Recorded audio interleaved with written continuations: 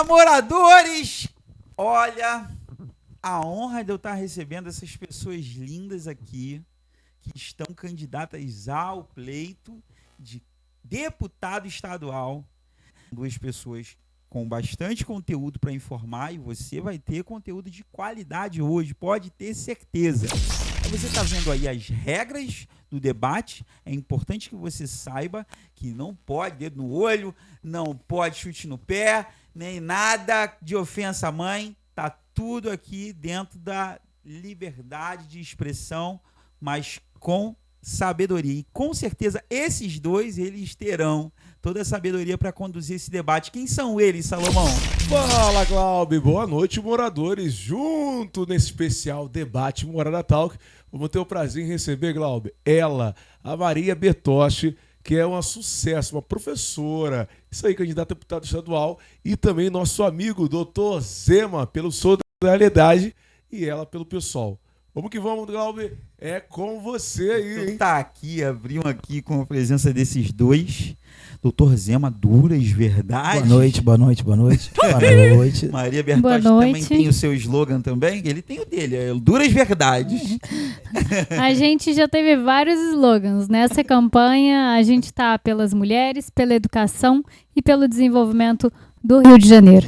Isso aí. E é bom estar com vocês. São antagônicos nas visões, mas uma coisa que o eleitor quer ver, eu acredito que o eleitor precisa saber isso, né? É se o candidato que ele vai colocar lá sabe debater. Porque é uma casa legislativa, né, gente? Tem que saber debater. Então, essa é a oportunidade da gente conferir, né, Salomão? Conferir com certeza. Então, vou pedir, né, que se apresente ao público, Maria. Fale, né, que veio, como que entrou na política. 3 minutos para ela, Glauber.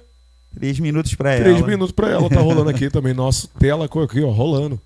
Boa noite. Em primeiro lugar, eu gostaria de agradecer a você, Morada, a equipe. A gente que é a honra, nossa. A toda a equipe, a Michele.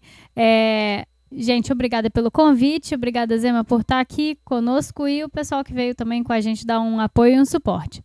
Eu sou professora da rede estadual, eu dou aula de filosofia. E eu estudei em São Paulo, estudei na Universidade de São Paulo. Nasci em Teresópolis, voltei para Teresópolis para dar aula em 2015. Então, eu fui fazer filosofia para ser professora e é isso que é minha profissão, é isso que eu gosto de fazer, eu gosto muito, muito de dar aula. Mas lá em Teresópolis eu fui percebendo a necessidade da gente se envolver com a vida política da cidade. A gente vê que tem muita coisa que está faltando no nosso bairro, no lugar em que a gente trabalha, e que só a nossa participação que pode ajudar a realizar essas coisas que estão faltando. Então eu entrei no PSOL assim, a convite de amigos que já faziam parte do PSOL e falaram: Maria, como é que a gente faz uma cidade segura para as mulheres? E aí foi a partir dessa reflexão que eu entrei no PSOL pensando como é que a gente faz política pública municipal para as mulheres. Ajudei a fazer um plano de governo para a cidade pensando nisso. Então a gente pesquisou a legislação municipal para poder entender qual era a capacidade de atuação da cidade, dos vereadores, do prefeito, da prefeita. E aí, mais tarde, em 2018, eu concorri à Prefeitura de Teresópolis. A gente fez uma eleição só com o valor do panfletinho e fez 4% dos votos, então a gente sentiu que foi muito bem. E em 2020 eu fui candidata a vereadora em Teresópolis e fui a segunda mulher mais votada na cidade, que foi uma votação que a gente também considerou que foi muito boa, mas o pessoal ainda não tinha feito a cadeira para ter direito a uma vaga. E a gente foi percebendo nessas pesquisas e nesse estudo que, além do município, era preciso uma luta intermunicipal. E a gente vai percebendo que Teresópolis fica, assim como Magé, assim como Guapimirim, e Três Rios, e Petrópolis, e Friburgo. E aí, se você vai indo mais para cima ou mais para o sul fluminense, é a mesma coisa. As cidades elas ficam invisibilizadas na Alerj, falta recurso, falta fiscalização das políticas públicas. Então é por isso que agora eu sou candidata a deputada estadual, defendendo a integração entre as cidades, porque a gente, com a solidariedade intermunicipal, vai conseguir ter mais recurso, mais fiscalização, mais efetividade para as políticas públicas e defendendo o desenvolvimento regional. A gente precisa garantir verba, política pública e fiscalização para as cidades do interior do estado. Maravilhoso, usou o tempo exato, Salomão. 3 minutos está lá. Professora é outro nível, né? Professora sabe tudo, Não, Glauber. mas a gente tem um domínio do tempo mesmo, é verdade, Maria. Né? A gente tem que ter um domínio do tempo na aula, o tempo da aula certinho. E o doutor Zema também, advogado criminal, é isso? Isso. Então conta essa história aí, doutor.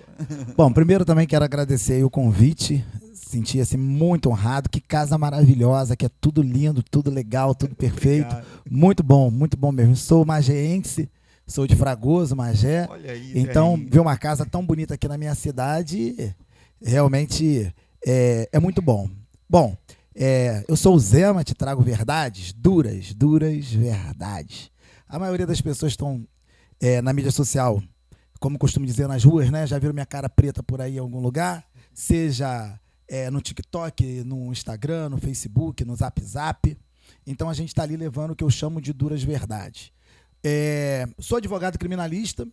Primeiro sou músico, vamos lá. Primeiro sou músico. Grande batera. Músico. Eu sabia que tinha um pezinho aí, né? O cara é bom. A gente vai trazendo Morada Talk para Tem ele que poder fazer, mostrar tem que esse outro lado Isso dele aí. depois. Então, músico profissional, filho de músico, fui camelô. E aí passei a minha juventude, depois tive uma paixão pelo inglês. E tem minha formação em inglês, tem minha formação em contabilidade, tem também uma formaçãozinha ali na área de logística. Legal. E, enfim, fiz a faculdade de Direito, sou advogado criminalista. Nos últimos 6 anos, eu tive um encontro com as pautas liberais, fui entender o que é política e fiz parte do maior movimento político do país. E esse movimento político do país, a gente aqui no estado do Rio de Janeiro, levou de 5 cidades para 38 cidades. Tivemos um protagonismo aqui no estado do Rio de Janeiro. Fui um dos líderes nacionais desse movimento. Participamos de todo aquele momento emblemático ali do Fora Dilma, do Lula na cadeia. O nome do movimento. Eu não falo mais o nome do movimento. MBL. Fez parte do MBL. Não tô dando mais moral pro mas MBL, tá dando mais moral, não tô dando mais moral, não, pro MBL, não. Mas entendi. Foi um momento Então, histórico. caminhamos ali de São Paulo, né, até Brasília para poder levar o impeachment de Dilma Rousseff. Tivemos aquela participação. Estive no meio de todas as manifestações nos últimos anos. E na nossa cidade, no estado do Rio de Janeiro, levamos ali o Performance Bond, o seguro contra a corrupção, para dezenas de cidades, a discussão do Escola Sem Partido para dezenas de cidades. Então, nos últimos anos, tivemos aí um protagonismo dentro do debate político. E hoje, agora, de um ano para cá, eu comecei a fazer uns vídeos malucos andando na rua, como cidadão revoltado, como você que está revoltado com tudo de ruim que está acontecendo no estado do Rio de Janeiro, chamado Duras Verdades. Por que Duras Verdades? Porque, para mim, quando se fala de crítica, não tem direita, não tem esquerda. Então, em vídeos meus, você vê eu dando burdoada no bandido, na polícia, na direita, na esquerda, em todo mundo. Sobra para todo mundo. Se bobear, sobra até mesmo para mim. Se é verdade, tem que Então, sobrar. sem simpatia, não tenho político de estimação, não existe pegadinha comigo. Pode perguntar que eu tô aqui para Duras Verdades. Ó, Copiei 3 ela, minutos copiei. exato. Bom Você dia, chegou bom a dia. tempo, Copiei. já vi que não vai Copiei. ser problema nenhum. Mas você, morador, já entendeu que estamos aqui. Enquanto a professora Maria Bertotti estava lá no golpe, o outro estava no Fora Dilma. Então é totalmente diferente. Não é, Maria? É diferente. É totalmente diferente a visão aqui. E no debate a gente vai conhecer um pouco das duas vertentes. Eu costumo falar que é dialético o nosso debate aqui. A gente está procurando aqui sempre a síntese do pensamento. Tem a tese e a antítese. Tô errado ou tô certo nisso, Maria? Eu concordo que é importante também ter essa diversidade de pensamento para a gente poder, de fato, chegar a um denominador comum, né? Porque até eu estava comentando isso com o Dr. Zema aqui, que a internet apresenta algumas coisas para mim diferentes das que mostra para ele. As redes sociais, né, mostram cada coisa para uma pessoa. E aí cada pessoa tem acesso a uma versão dos fatos. Acho que o debate é muito importante para a gente conseguir ter acesso a mesma, debater sobre o mesmo tema, né? Isso com mesmo. Honestidade e franqueza. E como é a questão da verdade, né, Zé? A questão de você procurar a verdade, você tem que balancear os dois lados, né? Até para você conseguir. Vamos então começar, Salomão, Vamos começar, Glauber. com as notícias. E as notícias que vamos fazer parte desse debate que já está emocionante. Vai começar ainda. Primeira notícia, vamos soltar agora, Glauber, com o pessoal? A primeira notícia, então, vocês vão ficar ligados. Notícias recentes, tá, gente? A gente Notícia tirou do fim de recente, semana isso. e de hoje. Então, notícia primeira, vamos lá falar sobre segurança. Vamos lá, desde 2017, o Rio de Janeiro registra mais de 1.000 mortes em chacinas, diz o levantamento. Segundo os dados do Instituto Fogo Cruzado, desde 2017 a região metropolitana do Rio de Janeiro contabilizou mais de 1.008 mortes de civis. De lá para cá são mais de 250 ações operacionais da Força de Segurança. 3 operações marcantes. 2021 na favela Jacarezinho terminou em 28 mortes de civis. Também, vamos lá, 2022 na Vila Cruzeiro, 23 mortos civis. E tem uma outra reportagem também, aqui da G1. Rio tem a menor taxa de homicídios em 31 anos, diz ISP. Mostra que houve uma queda de 11% nos homicídios dolosos, crimes que envolvem lesão corporal seguida de morte e roubos seguidos de morte também são menores em 31 anos. Mas furtos de celulares e veículos subiram. Isso aqui é do dia 20 de setembro, ou seja, ontem. Ontem. Né? Então, são 2 dados aí em conflito. Eu queria ouvir vocês sobre esse tema da segurança pública no Rio de Janeiro, né? E sobre essa questão, né, do aumento da mortandade em conflito armado e da redução dos assassinatos. Parece até um paradoxo, né? Maria, eu vou deixar você falar primeiro sobre esse Política de segurança, né? Isso. 5 minutos rodando. 5 minutos para ela, Maria Bertocha, a voz.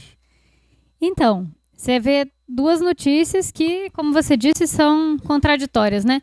O que significa a gente dizer que reduziu o número de homicídio quando a gente tem, por exemplo, 1.008... Esses 1.008 são em que período? Esse ano. Sim. 1.008 pessoas mortas pelos agentes do Estado. Desde Então 2017, a gente está desde 2017. Então a gente está assim vendo que a gente está com uma política de segurança que na verdade está matando gente. E isso a gente tem, quando a gente coloca o número de assassinatos na conta, a gente também tem que colocar essas mortes dessas pessoas que o Estado deu conta de matar. E eu acho isso é muito grave em qualquer país do mundo. É pensar que o Estado foi responsável por 1.000 mortes desde 2017 para cá. 1.000 pessoas morreram. E a gente tem no estado do Rio de Janeiro, por exemplo, uma questão que isso afeta a educação. A gente tem escola que chega a ter mais de 1/4 das aulas dos dias letivos cancelados por conta de operação policial. Então, você tem as forças de segurança atuando contra a educação pública. Porque aí na favela, numa área que chamam de área de conflito, é um eufemismo, né, de chamar isso, mas chama de área de conflito, um lugar em que mais de 1/4 das aulas, se meu aluno falta 1/4 das aulas, ele é reprovado. E aí, nessas escolas, mais de 1/4 das aulas é cancelada porque está tendo tiroteio. E a gente já vimos na TV, helicóptero atirando em escola e mirando em escola e tiroteio. E eu já ouvi relatos de vários professores de ter que colocar os alunos para se esconder debaixo da escada para não sofrer um tiroteio que acontece para toda uma população. E uma parcela grandíssima da população. Então a gente está lidando de um jeito que não, na verdade, não combate a criminalidade de verdade, assim.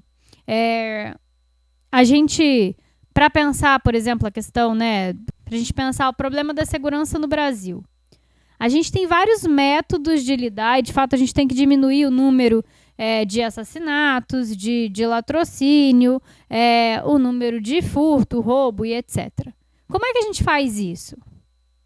A gente vai fazer isso e a gente vai dar conta de fazer isso quando a gente conseguir uma política de segurança que seja uma política que está prezando a vida das pessoas em primeiro lugar e que está prezando a reparação dos danos que os crimes causam, né? Então, se você roubou, o que você vai fazer? Você tem que dar um jeito de devolver, você tem que dar um jeito de compensar aquilo que foi feito de mal por você e a gente quer que as pessoas aprendam com seus erros e resolvam os problemas que elas causaram, né? Então, eu acho que para a gente pensar a política de segurança, a gente tem que pensar em políticas que, de fato, resolvam o problema e o problema não está sendo resolvido. A gente viu, caiu em 11% o número de assassinatos. Isso não é, caiu, mas é o menor número em 30 anos. Isso não é exatamente relevante para o que a gente tem visto de notícia, de política de segurança e de violência no jornal. A gente não tem a sensação de que a violência diminuiu no Rio de Janeiro. Em Teresópolis, a violência aumentou, o número de criminalidade, a criminalidade aumenta. Então, essa sensação ela vai continuar enquanto a gente não conseguir um outro modo de solucionar esse problema. A gente tem visto o nosso atual governador fazer campanha fazendo esse tipo de operação policial. Então, quando, por exemplo, o vice dele sofreu impugnação, no dia seguinte, a Record estava noticiando o dia inteiro uma operação policial em Senador Camará. Era uma operação policial que foi noticiada o dia inteiro para quê? Para dar a sensação para as pessoas de que o governador está fazendo alguma coisa. O que a gente quer não é uma política de mais morte. A gente quer uma política que resolva. Como é que a gente vai pensar o problema da segurança? Vamos falar de tráfico de drogas? Então vamos pensar onde é que a gente vai combater, de fato, o grande movimento do tráfico. Não as pessoas individualmente. A gente chama de bandido para poder justificar um assassinato, para poder justificar uma execução. E aí eu queria até elogiar essa matéria que chama de civis as pessoas que morreram, porque, de fato, não dá para identificar se quem morreu era alguém que era o grande chefe do tráfico ou um pequeno, ou às vezes que nem participava, né? Chegamos ali, 5 minutos e 5 Perfeito. para Maria. Mas vamos lá, doutor Zema agora, com a palavra. Então, eu vou começar a minha resposta sobre essa pergunta pontuando que depois eu gostaria até mesmo que a professora explicasse que o estado do Rio de Janeiro foi governado pela esquerda nos últimos 30 anos. Né? Foram diversos tons de vermelho que governaram o estado do Rio de Janeiro nos últimos 30 anos que levaram o Rio à decadência. E a decadência moral e ao aumento da criminalidade como nós vivemos hoje.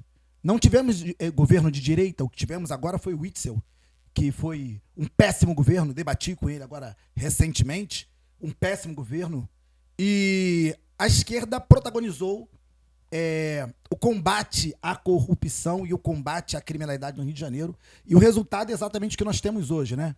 Então, ela como uma representante aqui da esquerda, eu gostaria que ela deixasse claro como foi que nós chegamos a isso, eu não consegui entender. Mas vamos lá. Nós temos 2 dados aí. O primeiro dado, chamado de civil, bandido. Eu sou advogado criminalista. Eu sei o que é vagabundo. Eu sei o que é bandido. Eu trabalho com crime. Eu sei o que é vagabundo. Eu sei o que é o cara rir da desgraça da tua família. O que o cara matar, né? O cara matar durante um assalto e chegar lá e comemorar na favela. Eu sei que é o cara roubar o teu bem, matar a tua família e entrar na favela, né? Para poder ele se vangloriando do sucesso dele, né? Eu sei o que é vagabundo. Eu trabalho com vagabundo. Então não é civil, isso é vagabundo. Essa corja eu conheço muito bem. Então, número 1, que é a matéria tendenciosa quando chama cara de civil. O cara é vagabundo. Então, vagabundos são mortos em operações policiais. Nós estamos falando de caras que estão usando arma de guerra. .50. Os caras estão usando granada. Os caras estão fazendo barricada. Os caras hoje utilizam técnicas de guerrilha dentro da favela. Os caras fazem treinamento de guerrilha dentro da favela. Então os caras, número 1, eles oprimem toda uma população através do poder de fogo, através da imposição da arma, e isso tudo não é porque o cara ele quer o bem da sociedade, ele não é uma espécie de Robin Hood, não. Ele quer o bem dele. É o cara que não quer trabalhar, não quer acordar cedo, o cara que não fez como eu fiz. Camelô, morador de comunidade, desde cedo, acordar cedo, trabalhar, ao contrário de eles, com 18, 19 anos, eles estão na favela dando rolé com carro importado, com BMW que eles não compraram, às custas do trabalhador, é isso que eles fazem. Enquanto você acorda cedo, enquanto teu filho acorda cedo, se priva de ir num jogo do Maracanã, se priva de viajar, se priva de um monte de coisa para poder estudar, acorda cedo, estuda 12 horas por dia, para passar no concurso público, eles acordam tarde para poder roubar a moto do seu filho. São vagabundos. Então, as operações, é claro, a polícia do estado do Rio de Janeiro, eu também tenho falado isso, é uma polícia que, em alguns casos, a gente vê realmente que há excesso. E quando há excesso, tem que ser punido. O policial vagabundo, o mau policial, tem que ir para a corregedoria e tem que ser preso. Vagabundo é vagabundo, independente de ser vagabundo policial ou se for o vagabundo da favela, ou o vagabundo político. Vagabundo é vagabundo. Então, quando o policial, eu não vou falar que ele comete deslizes, quando o policial é vagabundo e dentro de uma operação ele dá um tiro na nuca de uma pessoa, ele que encontra também o rigor da lei e que ele seja punido e expulso da corporação, pois a polícia militar tem que fazer uma limpeza dentro de si. Enquanto a polícia militar não expurgar e a polícia civil expurgar os maus policiais, vai dar asa, vai dar razão a quem defende o fim da polícia militar e o fim da polícia civil. Então isso é um fato. Um outro fato que nós temos é a questão da diminuição dos homicídios no último ano. Então, o que nós temos, na verdade? Num período que existe uma falácia, que armas matam. A arma não mata, quem mata são pessoas, são vagabundos. Eles matam. A arma, se você deixar parada, ela não mata. Carros matam, carros não matam. Quem mata é o cara bêbado e irresponsável, que culpam as armas. Mas no momento de maior armamento da população, hoje, com a liberação, com os decretos de Bolsonaro, que eu também não sou um grande fã de Bolsonaro, mas beleza, com os decretos que eu defendo, pois sou armamentista, né? Hoje, com maior número de armas, nós temos um menor número de homicídios. Sabe por quê? Porque o bandido, o vagabundo, ele é covarde, ele quer pegar você na mão. Se você estiver portando, o cara não vem. Se ele vê, ele não vem, ele não tenta. A não ser que vê 5, 6 de fuzil. Porque eles são covardes, eles são vagabundos e são covardes. Toda vez que a população, e a mulher, né? A mulher, o chefe de família, eles são a maior vítima da vagabundagem. Eita, olha, gente.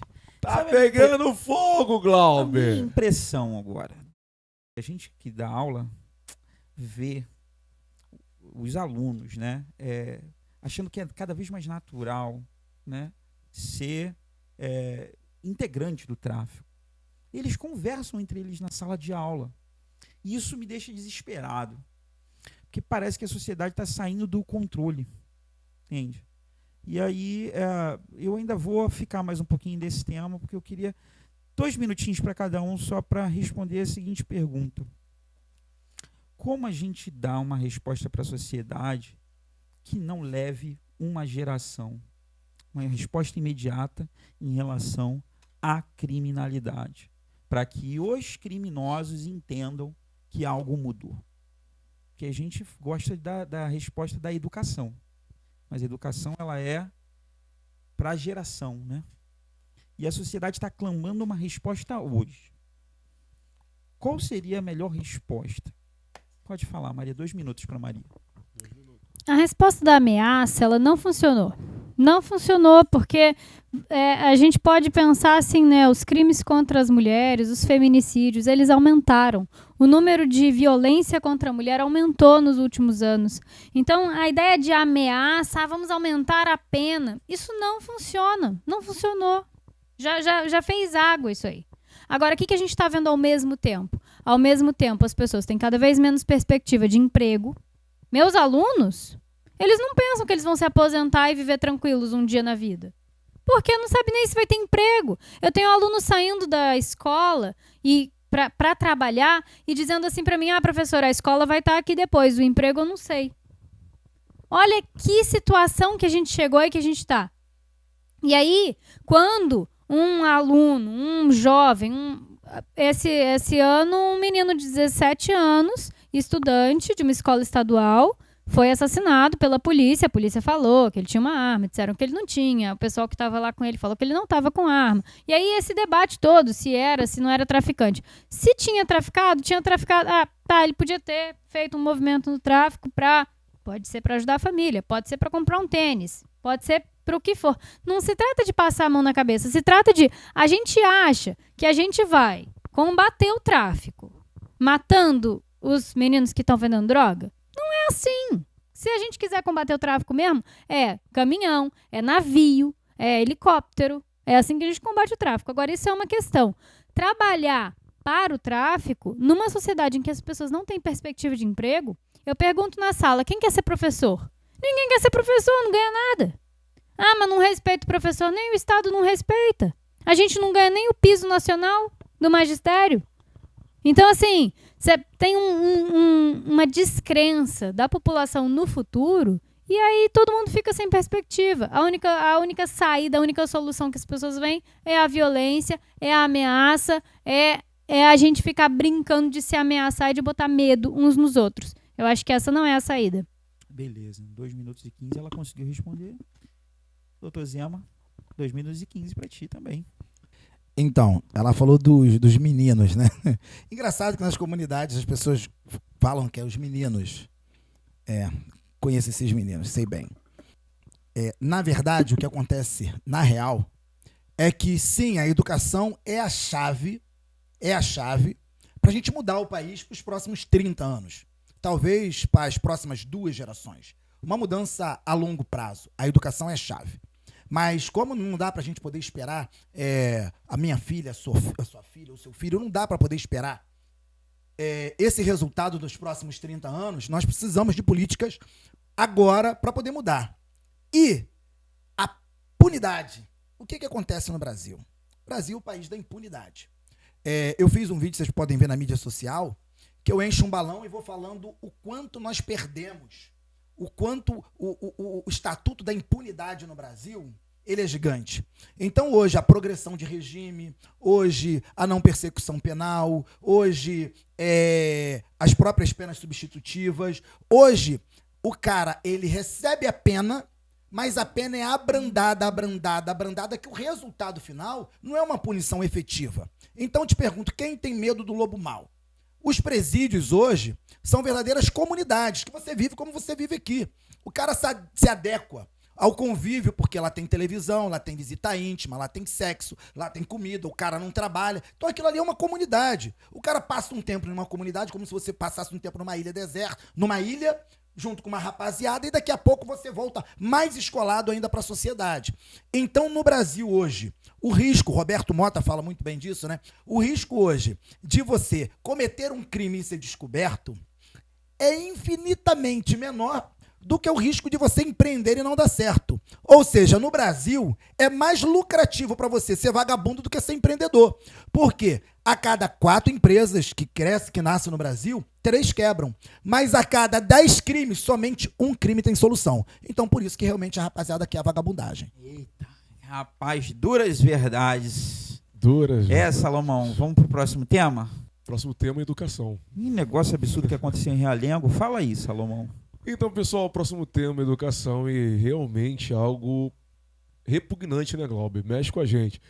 Aqui a reportagem é do G1, trazendo aí o colégio Pedro II. A polícia investiga algo que teve naquele colégio, foi um sexo grupal entre alunos. Uma conduta muito triste. E as idades, gente, é entre 12 e 19 anos. E tá aí na zona oeste do Rio de Janeiro. A gente está lá dentro, a gente sabe, né, a dificuldade que tem de você conseguir estar com os alunos e manter a concentração deles no que estamos ensinando. Mas o professor, ele... deixar com o Zema aqui para ele poder também dar uma conferida na reportagem. O professor, ele sabe, né, ele precisa usar das estratégias dos meios para poder atrair a atenção do pessoal. Só que aí, vamos começar com a Maria, também que é professora, a gente está falando de educação aí. Estamos citando um fato terrível que aconteceu, crianças de 12, né, a 18 anos, 19 anos de idade, participando de uma orgia na escola, dentro da unidade. Enfim... Fica até difícil, né? Fica até difícil a gente ver, mas a nossa sociedade não está indo para um lugar legal, né? E aí? Glauber, antes dela dar a sua resposta, não somente a situação aqui é difícil de comentar, mas também as drogas é muito comum dentro dos colégios. Isso aí também é algo que estudam para vender, né? Para traficar dentro da unidade do colégio. Só para isso, ele não quer realmente nenhum contato ali com a disciplina. Ele só quer estar ali para ter acesso a mais gente universidades e poder hoje, repassar o Entra numa produto. universidade hoje, federal. Sobre educação, Maria, é um tema que te é muito caro e eu queria também uma resposta em relação a isso. O que a gente tem que fazer na educação hoje para a gente conseguir atrair a atenção do jovem, que eles estão cada vez menos preocupados com o ensino? Eu vou ser muito sincera com vocês. Esse tipo de matéria é sensacionalista. Igual a gente fala, tem droga na universidade. Tem droga na sociedade inteira. Tem droga no Leblon, Foi um tem fato, droga na Maria, Rocinha, aconteceu. tem droga... Isso que eu tô dizendo. Isso chama sensacionalismo, porque tem droga em todo lugar. Mas um Aí sexo a gente grupal não tem pega. não, Maria. Não, mas deixa eu concluir, Aham, Glauber. tá bom, perdão. Deixa eu concluir. Então, a questão, né, das drogas, tem droga na escola. Isso é uma questão que, pensando no ponto de vista da educação, tem uma questão muito séria na educação para lidar com isso, que é a questão de pessoal. Falando do ponto de vista de quem está na escola. A minha escola tem 23 turmas no turno da manhã e tem uma coordenação pedagógica. Uma coordenação para cuidar de 23 turmas, com 40 alunos. Como é que você põe uma coordenadora? Não tem concurso para inspetor. Então, assim, falar de educação é falar de profissionais da educação. Não é só professor. Tem todos os profissionais. A gente está vendo os últimos 2 governos, né, Temer e Bolsonaro, diminuíram muito as verbas para a educação. A gente não tem concurso na área da educação, e aí tanto na SEDUC quanto para os institutos federais. Agora tem até um concurso aberto para o Pedro II. Mas a gente não tem concurso para essas áreas administrativas da escola, para inspetor escolar, para merendeiro, para coordenação pedagógica. Você não tem reposição desse pessoal há muito tempo. Então, as escolas, elas ficam com isso faltando. E aí, tudo na escola, a gente precisa imprimir prova.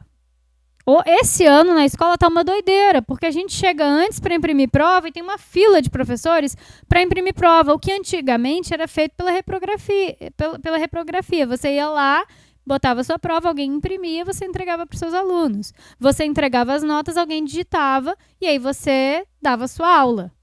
O professor tem acumulado cada vez mais funções, com um salário que não aumentou e que continua abaixo do piso nacional. Aí a gente pensa, juventude, que perspectiva a gente vai dar para a juventude? Aí tem o que eu estou falando.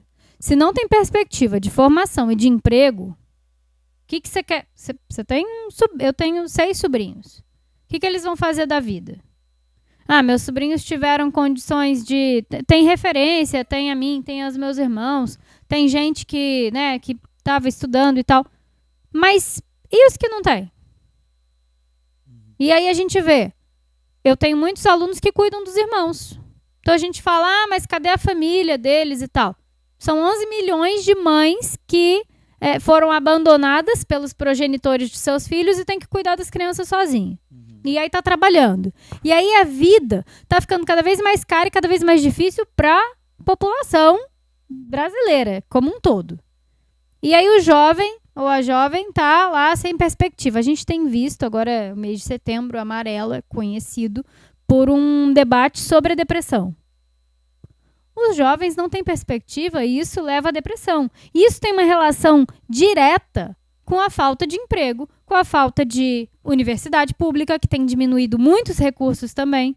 Então, quando a gente fala de universidade pública, a gente aumentou muito a entrada de pessoas na universidade pública, mas a gente não aumentou proporcionalmente a verba para essa universidade.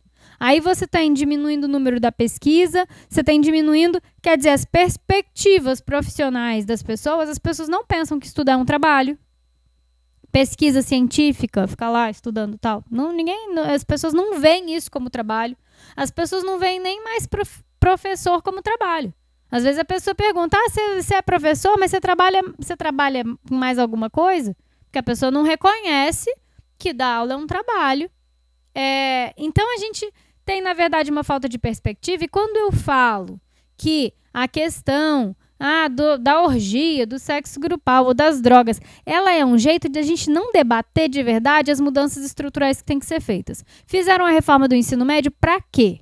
Fizeram a reforma do ensino médio porque no Brasil metade dos professores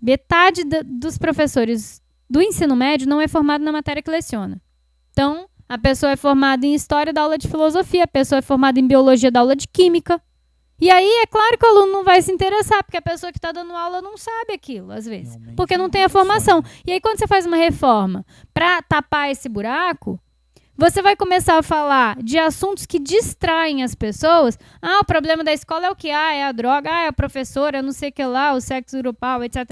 Isso aí, problema da inspeção, problema de ter profissional concursado na escola para poder acompanhar os alunos, para dar o que fazer para os alunos.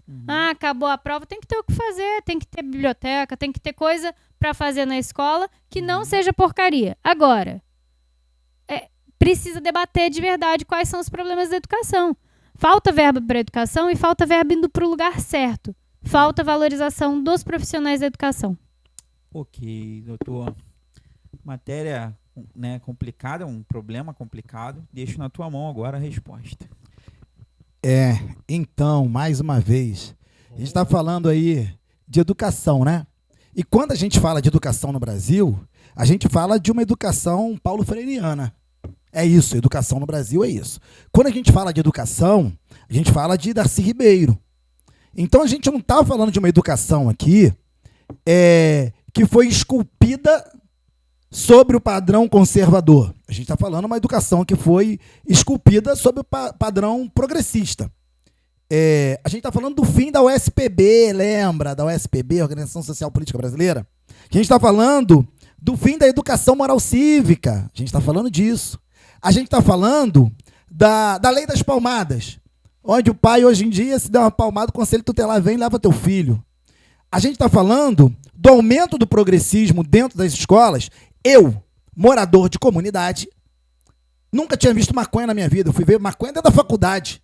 Ver maconha, olhar e falar, isso é maconha. A primeira vez dentro da faculdade. Eu já tinha, acho que uns 24, 25 anos. Na minha vida, eu não tinha visto maconha ainda. Então, hoje, a educação é fruto de uma gestão, gente. A gente tem que dar o nome aos bois. A gente tem que falar quem está fazendo gestão de educação no Brasil nos últimos anos. Porque tem um dono para essa parada. Tem alguém que está fazendo essa gestão. Eu quero ver que você me aponte, antes desse governo, do governo Bolsonaro, quem está dominando a educação no Brasil. Então, tem um gestor, e esse gestor, ele deixou a educação chegar no nível que está chegando hoje. Que é exatamente essa educação, onde a criança, quantos vídeos que você vê na internet de criança quebrando tudo, e a diretora, já viu aqueles vídeos que criança está quebrando tudo da sala de aula, jogando tudo, e a diretora fica assim, a professora fica assim, ninguém dá um cascudo na criança, ninguém pega pelo braço, joga no canto, ninguém faz nada porque fica assim, eu não posso botar a mão porque eu conselho tutelar, porque... Então, a gente não defende tortura para criança, palmada em criança. Agora, as nossas crianças perderam completamente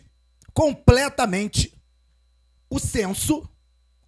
As nossas crianças perderam completamente o domínio e nós perdemos o domínio sobre os nossos filhos. Que, na verdade, a esquerda, né, o que ela prega é justamente isso, é o Estado determinando o que você faz com o teu filho. É intervenção estatal. Isso é socialismo, isso é comunismo. Isso é a pauta de PSOL. Que é o Estado determinando o que você faz e o que você não faz com o teu filho. Com o fim dessas matérias, com o fim do pátrio poder, e agora a gente tem um poder estatal determinando o que você faz com o seu filho, o que deu essa geraçãozinha aí que a gente está vivendo agora. Que nós conservadores, somos taxados de retrógrado, de ultrapassados, né? Nós somos os dinossauros que estão tentando voltar agora ao poder. Mas exatamente o que a gente tem que colocar é que tem um dono, tem um líder, tem uma gestão. E esse modelo de educação fracassou no Brasil. Eu quero que você me aponte, né, a não ser que alguém traga dados aqui de avanço na educação no Brasil. O que a gente vê é que esse modelo de educação não funcionou. Isso tem um dono. Isso é a esquerda que tem feito a gestão da educação. Hoje nós propomos um novo modelo de educação. O modelo anterior, que era adotado na época dos meus pais. É isso que a gente propõe para a educação. Porque realmente o modelo que está implantado dá nisso aí. Orgia na sala de aula. Usou o seu tempo, né, com folga, né? Folga, 3 Podendo minutos e 45 segundos. Usar melhor o tempo em outro momento. Mas o próximo tema está falando sobre a cultura. E a cultura tomou um duro golpe. Teve aí o ator José Dumont, preso no Rio por suspeita de pedofilia. Que foi um outro caso que chamou a atenção. A gente está pegando os temas que rodaram na semana, tá?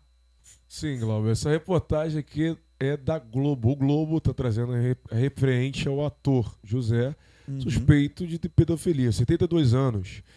Que atuou, o rapaz que atuou num dos filhos de Francisco aí, viveu o pai de Juma e tal. Isso aí. Ele alega que era, né, armazenado para estudo, né, da profissão dele. Estava E a gente estudando já um personagem, né? O personagem. Mas ele foi preso em flagrante com várias imagens, Infelizmente, transferindo tristeza, dinheiro, né, para menores nessa questão. E isso me remete a um caso também que aconteceu em 2018, de uma exposição que a gente teve, que uma performance chamada Labef. A Labef foi uma exposição ali onde um homem nu, né, totalmente nu, estava no museu sendo observado, e a intenção, sou professor de artes e esses são assuntos que eu estou sempre me atualizando. Mas a intenção ali era a normalização do nu, da nossa natureza humana, até que adultos entraram também com crianças, né, no local. Isso foi em 2018. E nessa questão as crianças andaram ali com ele. Parece que existe algum grupo que está muito interessado em que esse tipo de prática se normalize. A impressão que dá isso. Já li algumas literaturas e já soube de movimentos, inclusive, de pessoas que querem botar na bandeira, né, de movimentos a normalização da pedofilia. Já li teses. Não sei se você conhece, Maria, a Shulamit Firestone. É uma das teses que a gente viu sobre isso. Então, resumindo, é uma pergunta, eu vou começar com o Zé, mas depois a Maria responde, né? Já teve reportagem, Glauber, falando sobre isso, Sim. pedofilia, do Telegram, grupos fechados pelo Telegram. Sim, com armazenamento imagino de pedofilia. Que isso esse aí. negócio aí de o Deep Web deve ser terrível. Por quê? Né? Mas, enfim, a gente se revolta porque a gente tem uma filha de 5 anos e esse é um tema que, pelo amor de Deus, mexe comigo. Repugnante. Vamos falar sobre isso também e sobre outras coisas em relação à cultura, Zema. Né? Então, o assunto aí, para mim, nem é cultura, é criminalidade. A pedofilia é uma desgraça social. Isso aí, falta de cultura é porque se trata de um artista, de um ator, né, e de outros artistas. A pedofilia é uma desgraça, é uma praga. Dentro de lares, na intimidade de lares, onde os olhos da sociedade não alcançam, existem monstros, verdadeiros monstros, que se utilizam da ingenuidade de uma criança para poder satisfazer a sua lascívia, achando que os olhos da sociedade não podem enxergar, achando que a mão da justiça não vão os alcançar. Vez ou outra, a gente consegue realmente que isso venha à luz. E nessas vezes que isso vem à luz, é importante que a sociedade organizada, os movimentos sociais, o judiciário dê uma resposta pesada, exemplar, rápida, como um organismo que se move para poder combater um determinado vírus, como células que se movem para poder combater um determinado vírus. É assim que a sociedade tem que se organizar no combate da pedofilia. Não é aceitável, nem em tese, que pessoas admitam esse retrocesso, né, que alguns países hoje adotam isso, ou esse retrocesso da humanidade de que um homem venha se relacionar com uma criança menor de 14 anos de idade. Então não existe meu corpo, minhas regras, não existe isso. O que nós temos é que combater ferozmente a erotização infantil, que é uma porta de entrada para esse tipo de crime. O que a gente tem, eu vejo aí hoje, as Prafentrex, né, defendendo aí que a criança pode usar a roupa que quiser, que a criança pode rebolar o que quiser. Tem uma artista da Globo que ela estava falando que a minha filha se porta como ela quiser, né? E os meninos, os pais têm que ensinar os meninos a se comportarem a ponto de não tocarem da minha filha. E a minha filha não, ela tem que ter liberdade dela e ela se veste como quiser. Legal. Na teoria isso é legal pra caramba. Mas existem monstros. Não está falando aqui do meu filho que tem uma educação ilibada e que provavelmente ele vai entender que a menina está meio seminua, com a popinha para fora, e ele vai segurar a onda dela. A gente está falando de monstros. E esses monstros, o pior, são tios, são padrastos. A gente não está falando de monstros que não têm acesso à sua casa, porque esses crimes acontecem geralmente dentro do lar. E esses caras, esse padrão, esses caras, eles não têm uma patologia. Você não olha assim e fala assim, o cara que tem uma pinta preta na ponta do nariz é pedófilo. Não existe isso. Ele pode ser um intelectual pedófilo, como ele pode ser um cara analfabeto pedófilo. Não existe um padrão. Então cabe às mães, cabe aos pais realmente a guarda dos filhos. E cabe à lei ser completamente feroz nesses casos. E aí, quando vem uma demanda hoje, que é a castração química, eu particularmente, que nem sou a favor disso, eu acho que a gente passa a cogitar a castração realmente química dessas pessoas. Porque é inaceitável, é imoral, é ilegal, é inaceitável. E pra gente como eu, que sou armamentista e que defendo a minha família até as últimas consequências, a gente pensa que a gente pega um cabra desse, ele vai ver Jesus. Não tem outra para ele, entendeu? Ele vai ver Jesus rapidinho. Vai ver Cristo. Ou não, né? Ou não. Então, realmente, a gente pede o rigor da lei para esse tipo de gente. Sim. De gente não, de monstro. No meu caso, não vai ver Jesus, não. Resposta dura. Queria ouvir agora a Maria sobre esse tema e saber dela também se é fato que existem movimentos na área da cultura trabalhando, né, para que esse tema, na área da cultura, da política e de outros setores da sociedade, trabalhando para que isso passe como uma pauta futura. Eu queria comentar a resposta do Zema e dizer, Zema, eu tô 90% fechada com você. Eu acho que você foi preciso ao dizer que isso não é uma questão da cultura, isso é uma questão de criminalidade. É uma questão de criminalidade que a gente tem que combater com muita seriedade, de verdade. E aí eu queria acrescentar uma coisa ao que você falou, que é o principal lugar de combate da pedofilia é a escola. Porque, como você disse, muitas vezes é em casa que essa criança é abusada. É em casa, e aí, queria comentar a resposta sua anterior. Às vezes é pelo pátrio poder, ou pelo poder do vô, do tio, e a criança não sabe com quem falar, e ela não sabe a quem recorrer. E às vezes o mesmo abusador da criança é o que bate na mulher. E muitas vezes a justiça só vai chegar a saber disso pela escola. Então a gente precisa que as escolas sejam lugares em que as crianças tenham abertura, se sintam confiantes, seguras para poder falar disso.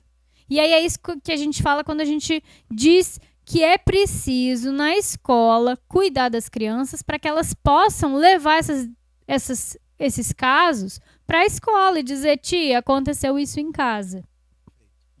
Isso é muito importante, é importante que os professores estejam preparados para isso. E quando a gente fala de educação sexual na escola, é disso que a gente está falando, é de preparar os professores para reconhecer e atender e receber esse tipo de denúncia, é de ensinar para as crianças que ninguém pode mexer no corpo delas sem elas deixarem, é de ensinar esse tipo de coisa para a criança. É isso que a gente fala quando a gente está falando de educação sexual para a criança. Por quê? Porque no meu entendimento, no entendimento do meu partido, criança não faz sexo. Porque não existe isso. Não existe consentimento quando é menor de idade. Não existe consentimento abaixo dos 14 anos.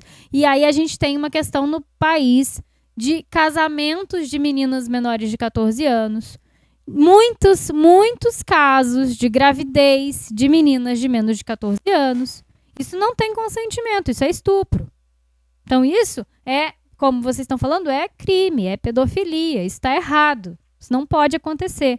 E aí a gente pensa, como é que a gente prepara as escolas para acolher isso, para receber esses casos de denúncia, entendeu? Para poder dar conta disso e acabar com isso na sociedade. E aí, comentando a resposta anterior que você falou, né? A gente entende que a escola precisa ser esse ambiente aberto e que, se por um lado, e aí até ia comentar a sua questão que você falou assim, né? Que a esquerda, você falou algumas coisas da esquerda que não é o que eu acredito, não é o que a gente defende. Mas você falou que a esquerda tenta dominar a educação das crianças no lugar das famílias. Eu entendo que é uma parceria. A família não pode estar sozinha na educação, porque se uma família acha que é certo pedofilia, e aí? E aí o Estado faz o quê? Não, o Estado tem que proteger aquela criança. Agora, não é o Estado sozinho. Porque, se a gente fosse pensar, né, até na OSPB, Educação Moral e Cívica, o professor fala um negócio e a sua família é contra. Eu tenho um amigo que a família dele era anarquista, ele teve que aprender, decorar, fingir que rezava o Pai Nosso, porque se ele não rezasse na escola, a família dele ia ser perseguida politicamente. Então, só para resumir, né, eu acho que a questão que a gente está pensando para defender as crianças não é pensar que a família educa como quiser. Não é como quiser, porque senão você vai ter família doida educando a criança, tirando a criança do convívio das outras, fazendo o que quiser com a criança, e não é assim. Por outro lado, também, a gente, claro, a família ela tem proeminência da educação da criança, porque a família está o tempo todo com a criança. A família, a comunidade onde a criança vive, o bairro. Mas a escola ela tem que fazer parte disso de uma maneira saudável e construir junto com o bairro, construir junto com a escola o que a criança vai aprender. E é isso, Zema, muitas vezes na mídia, na internet, fake news, WhatsApp, falam do Paulo Freire sem exatamente entender o que ele estava propondo. O que ele estava propondo? Era uma educação que partia da comunidade, partia do que a criança, a comunidade, a família sabia para poder dizer o que a escola tem que ensinar. Então, em vez de vir aquele currículo lá de Brasília, dizendo toda criança aqui tem que saber A, B, C, D, E, F, você vai para a escola e aí ele fala, o professor tem que escutar, o professor tem que aprender também com os alunos. Não é o professor dizer o que o aluno quer ouvir, mas é o professor estar junto com o aluno para poder saber o que é a necessidade de cada comunidade e partir a educação dali, de uma maneira mais orgânica. Tem mais a ver com isso. Queria só fazer um apontamento. Quando a professora falou sobre a questão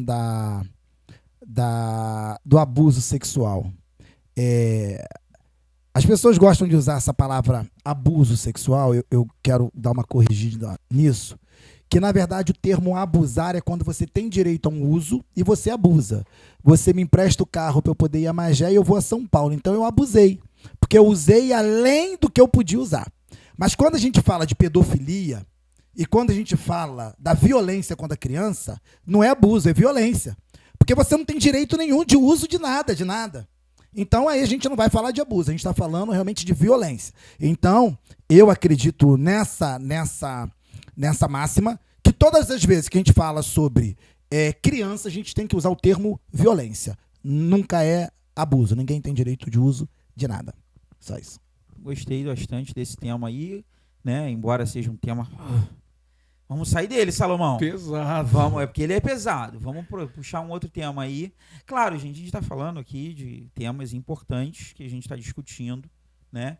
E que os legisladores precisam tratar, se debruçar sobre isso, porque eles estão lá na Casa Legislativa para criar leis de proteção e de coibição dessas práticas. Agora vamos falar da enfermagem, né? É isso aí, Glauber. Vamos falar sobre economia, que está aqui pela Carta Capital. Por 7-4, o STF confirma a suspensão do piso salarial da enfermagem. Mas eu fiquei curioso. Complicado. Vou deixar contigo primeiro, depois com ela. Mas eu fiquei curioso para saber por que, né, que o ministro, o senhor Luiz Roberto Barroso, entrou nesse vespeiro. Depois de um tempo, né, que os enfermeiros foram heróis aqui nessa nação, Uma briga né, na cuidando pandemia, do sofrendo, período da passando pandemia, fome. né? Amigos enfermeiros aí que não tinham nem a jornada intensa, virava direto. É pra ser um prêmio. Por que o STF comprou essa briga, Zé? Então, provavelmente eu vá surpreender todo mundo. Porque, em parte, eu acho que ele tá certo. Agora o couro vai... Duras verdades. Duras verdades. Dura Então, verdade. é claro que a classe dos enfermeiros, a gente se solidariza com tudo que eles fizeram e tudo que fazem por nós, né? Meu filho... Tem um filhinho de 2 anos que quando vai para o hospital, bronquiolite, a gente entrega na mão ali do pessoal da enfermagem, aquele cuidado, é uma maravilha, a gente se solidariza. Mas existe um risco, um perigo muito grande, quando quem determina o que um profissional deve ou não ganhar é o Estado, é a canetada, né? Porque, para mim que sou liberal, a gente acredita que o mercado tem que resolver isso. Você paga melhor, os enfermeiros, todo mundo corre para trabalhar para você. Quem paga pior, ninguém quer trabalhar ali.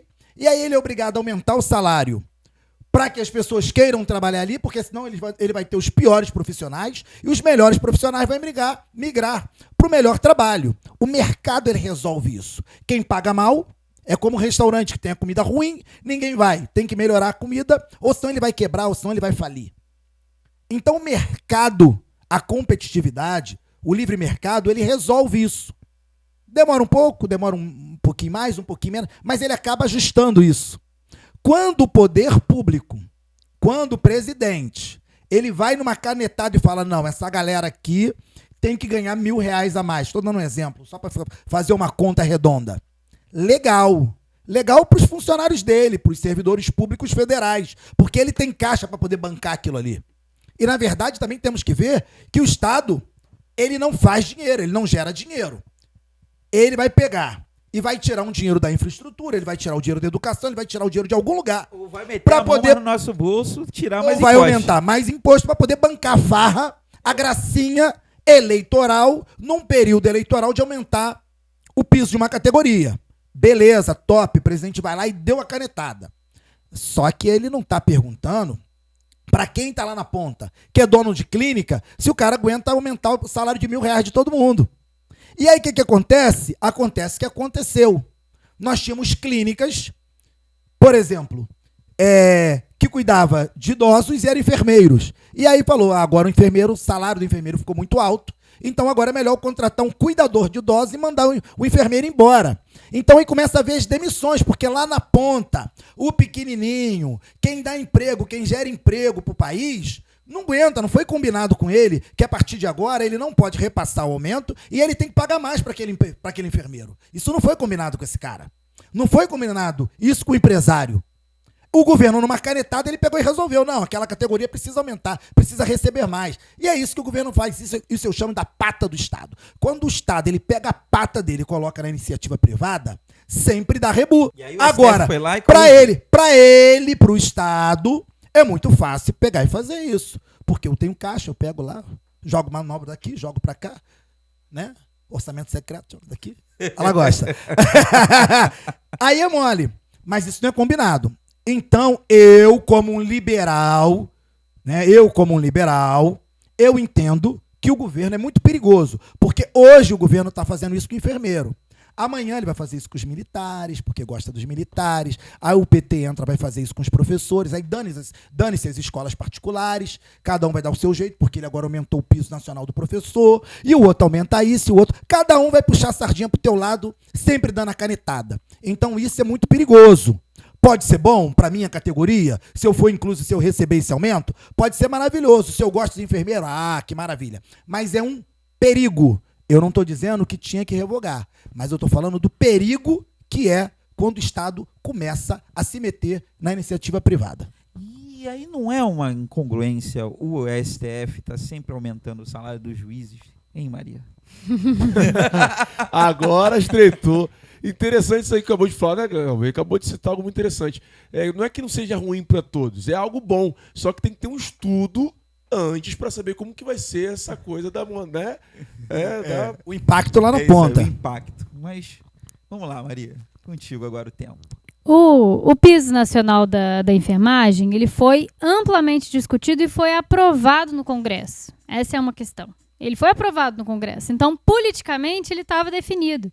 E aí, Zé, nesse ponto, né? Eu tenho que discordar de você, porque se a gente for ver, cada um combina como quiser, se cada um combinar como quiser, com o nível de desemprego que tem no país, o combinado vai ser, eu não pago nada, te dou um lugar para morar, te dou comida e você trabalha na minha casa. E tem gente propondo esse tipo de contrato de trabalho, que na verdade é o modelo antigo da escravidão, né? Então, assim, a gente pensando até numa perspectiva liberal, que é a sua, o Estado serve para regular determinados combinados, determinados contratos e práticas sociais que, de outra forma, não seriam regulados. Então, por exemplo, é o Estado que define o salário mínimo. E no Brasil, o salário mínimo é pelo menos 3 vezes menor do que deveria ser. Para sustentar uma família, você precisa de 3 salários mínimos. Pelo cálculo do DIEESE, ainda é um cálculo antigo, com o aumento de preços que a gente teve esse ano, nos últimos anos aí, nos últimos 2 anos, mas especialmente esse ano, embora você tem mais de 3 salários mínimos que uma família precisa para se manter. Então, a definição de pisos nacionais de magistério, de enfermeiro, etc., ela é sim atribuição do Estado que está regulando essas relações de trabalho. Porque se eu deixar cada um empregar como quiser, pronto, acabo, né? Assim, tá todo mundo desempregado, vão ficar querendo oferecer prato de comida pelo trabalho. E não é isso que a gente quer. A gente entende que o Estado vai definir um valor de salário mínimo, e aí o hospital privado vai recalcular lá as suas contas e quanto que ele vai cobrar para poder dar conta de pagar, para poder dar conta de cobrar aquilo. A gente defende que a saúde pública é um direito de todo mundo. Então, o Estado vai dar conta das suas contas para poder pagar seus enfermeiros. E a gente entende que os enfermeiros precisam ganhar um valor justo e digno, porque os enfermeiros, eles fazem a parte mais pesada do atendimento.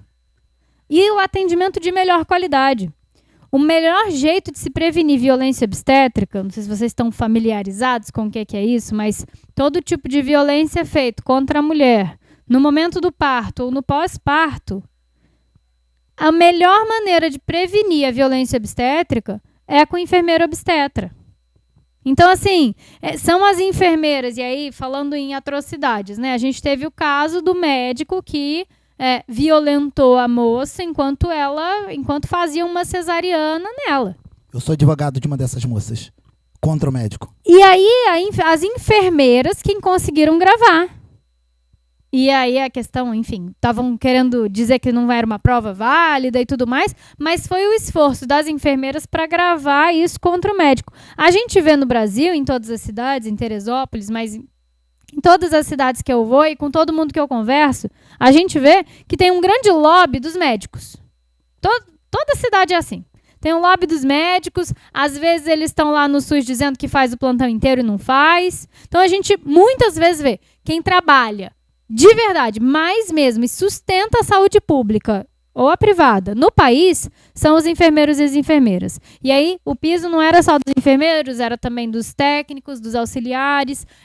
O piso era para geral, né? E eu acho que o piso também é importante para uma outra coisa, além de valorizar o profissional, é incentivar mais gente a querer ter aquela profissão. Então, o piso nacional do magistério é baixíssimo. Eu não vou ter alunos querendo ser professores, porque o piso é baixo. A gente precisa, no Brasil, valorizar o salário mínimo como um todo. A gente precisa parar de achar que é normal uma pessoa ganhar 1000 vezes o que a outra ganha. Isso não é normal. E aí, Zema, quando a gente fala em o Estado dá conta de algumas coisas, não tem nada que justifique o brilhantismo de uma pessoa para uma pessoa ganhar 10.000 vezes o que a outra ganha. Vamos ganhar 10 vezes, o outro se esforçou 10 vezes mais, vai ganhar 10 vezes mais. Mais um Jeff Bezos da vida, você ter bilhões e trilhões de dinheiros, enquanto ele contrata as pessoas recebendo quase nada para poder dar conta do lucro da sua empresa, Não, a gente tem que regular isso. A gente tem que regular isso de um jeito que a gente viva numa sociedade mais justa, em que todo mundo possa receber o básico para ter uma vida com dignidade. Eita, Zema quer? Claro, me dá um pedacinho. Na verdade, existem duas questões aí que eu quero pontuar.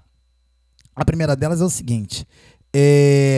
Existem profissões que não tem um lobby que a enfermagem tem, que não tem um lobby que a medicina tem, que não tem um lobby que os professores têm. E nem por isso essas profissões hoje elas estão fazendo greve, ou os profissionais estão atendendo o público mal, ou existe uma falta de profissionais no mercado. Porque o mercado dá conta de fazer isso. E aí agora a gente pode começar a falar na área de TI, na área de informática, a gente pode falar na área de culinária, a gente pode falar aqui uma série de setores que não tem lobby que vocês têm. Que os professores têm. Os professores têm um lobby fortíssimo. É um lobby fortíssimo.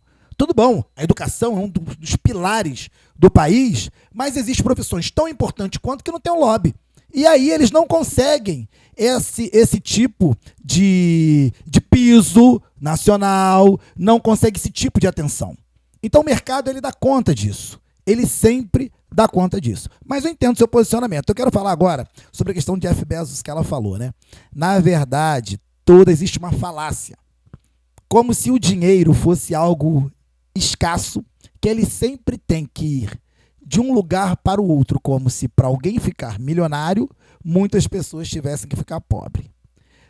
Se a gente analisar hoje o cenário mundial, bolsa de valores, o cenário, por exemplo, vamos falar do próprio Jeff Bezos, parte da sua fortuna é uma fortuna que na verdade não existe. O mercado olha para um determinado invento, o mercado olha para um determinado negócio. Vamos falar, por exemplo, hoje como Twitter. Vale não sei quantos bilhões. Não vale nada. Na verdade, não vale. O mercado que coloca um preço nisso. Não existe papel, não existe dinheiro, não existe pecúnia. Na verdade, o mercado, e quem trabalha no mercado, consegue precificar aquilo. Então, ninguém ficou pobre para que aquele cara ficasse bilionário. Se eu fizer um aplicativo hoje, que o pessoal do mercado fala assim, caramba, vale 5 bilhões... Gente, de hoje para amanhã ninguém vai ficar pobre para eu ganhar 5 bilhões. Porque aquele dinheiro, na verdade, não existe. Aquilo é uma expectativa de dinheiro. Então, todas as vezes, é uma falácia que em qualquer debate que a gente tá com alguém da esquerda, é como eles falam, como se toda a riqueza toda a pobreza tivesse a acontecer para a riqueza existir. Isso, realmente, há 100, 200 anos atrás, onde todo o dinheiro era moeda, é uma verdade. Agora, hoje, isso é falácia. Pode falar, Maria. Sei que você quer falar. Zema, mas... Pode cortar também. Não, sem cortar. Não, mas é porque, na verdade, assim, essa é a lógica da acumulação, né? Acumula e é por isso que, por exemplo, tem cerca e tem... porque não é de todo mundo. Você cerca um lugar porque é seu e é privado nesse sentido, né? Você priva os outros. Aquilo que é privado é porque os outros não podem ter acesso. Eles estão privados daquele local, daquele dinheiro, daquele serviço. Esse que é o sentido de privado. O Jeff Bezos, por exemplo, pensando, sei lá, na Amazon, vale a pena até ver aquele filme Nomadland, ganhou o Oscar esses tempos, e conta um pouco de qual é a realidade de quem trabalha na Amazon. E aí você vai pensar, hoje eu acesso aqui meu telefone, compro um negócio lá na Amazon, eu tenho uma assinatura X, e aí, eu não queria estar fazendo propaganda, mas enfim. Aí você compra um negócio lá e não paga o frete ou qualquer coisa desse tipo. Alguém pegou aquele produto, alguém embalou aquele produto, alguém entrega o produto para você. A riqueza estimada da Amazon conta e é feita em cima do trabalho das pessoas que trabalham na Amazon e que recebem salários baixíssimos ou às vezes não recebem salário. Então, assim, a gente tem visto em muitos lugares aumentar o nível de pobreza e aumentar o nível de acumulação. No Brasil, agora na pandemia, foi isso. A gente viu, cresceu o número de bilionários ao mesmo tempo em que cresceu o número de miseráveis. A gente tem 33 milhões de pessoas no Brasil passando fome. Aí você fala, mas não foi o dinheiro que saiu do bolso dessas pessoas que foi... Não é automático, assim, desse jeito como você está falando, isso é falácia. Pode não ser automático, mas funciona da mesma maneira. Você tem muita gente desempregada no país e aí as empresas olham e falam, dá para eu instalar a minha empresa ali naquele país porque aquele país paga pouco para o trabalhador. Então, no fundo, ainda acontece assim, e é por isso que o marxismo ainda é um ponto de debate, porque no fundo ainda é assim. A riqueza de um é a falta, é a exploração do trabalho de muitos. Muito bom. O nível está altíssimo do debate. Realmente acontece isso, né? Na Comperge, o pessoal da Bahia vem para cá com valor reduzido de quem é daqui do Rio de Janeiro. Covardia, né? Vamos lá. Agora vamos falar das campanhas. Pra gente fechar aí o último tema. Ontem eu fui surpreendido com um vídeo fake da pesquisa IPEC, né? Falando que Bolsonaro tava nas cabeças em tudo, né? E tal. Eu falei, caramba, dava pra fazer isso na edição. É só dar uma burlada no áudio e tal. Tá rolando muito fake, né? Ainda. E parece que essa prática aí não estão conseguindo coibir. Mas já estão dando uma resposta mais rápida, me parece. E se você não sabe, se você recebeu esse vídeo aí sobre a pesquisa, né, de que o Bolsonaro está na frente, né, é uma pesquisa fake. O William Bonner falando lá, eu falei, rapaz, o William Bonner jogou a toalha assim? É fato ou fake que o Bolsonaro está na frente? Não, isso é fake, já saiu no Jornal Nacional, o Jornal Nacional desmentindo e falando que isso é fake, porque eles explicam que em nenhum momento nesse ano Bolsonaro esteve à frente nas pesquisas para presidente. E eu acho que é muito grave a gente pensar que esse tipo de notícia falsa está se espalhando por aí. O que eu acho que é mais grave, Morada e Zema, é a gente pensar quem produz isso. Porque não é uma pessoa mal intencionada na casa dela que está produzindo. Isso é uma produção industrial de notícia falsa. Isso faz parte de uma produção industrial de notícia falsa que deveria estar sendo combatida pelas nossas instituições de verdade, porque isso mina a democracia. Como que as pessoas, e aí assim eu falo de muita gente que eu conheço, que vai acreditando em todo tipo de bobagem que recebe pelo telefone, e as pessoas já não sabem mais diferenciar o que é uma notícia que ela pode acreditar e o que não pode. Porque tem lá a notícia, tem lá a carinha, o nome de um médico, nem sabe se é médico, mas como é que a gente diferencia uma coisa ou de outra? E eu vivia isso, eu morava com a minha avó até há pouco tempo atrás e ela recebia muita mensagem falsa no telefone e acreditava em muitas. Ela passou muito tempo sem querer tomar a vacina, porque ela, vai que eu tenho um problema no meu rim, vai que eu tenho um problema no meu fígado. E eu falava, vó, mas por que a senhora está pensando nisso? Ela, não, eu tirei da onde a senhora tirou isso? Da minha imaginação. Eu sabia que não foi. Ela leu, viu mensagem, viu o vídeo, um monte de vídeo fake. E aí um dia eu falei para ela isso. Eu falei, vó, a diferença da notícia que a senhora recebe do telefone para a notícia que aparece na TV é que a do telefone a senhora não sabe quem fez. Então eles vão falar uma mentira e não tem como processar. Não tem como ir lá procurar a pessoa e falar, você está mentindo. Então é diferente da notícia que aparece na TV.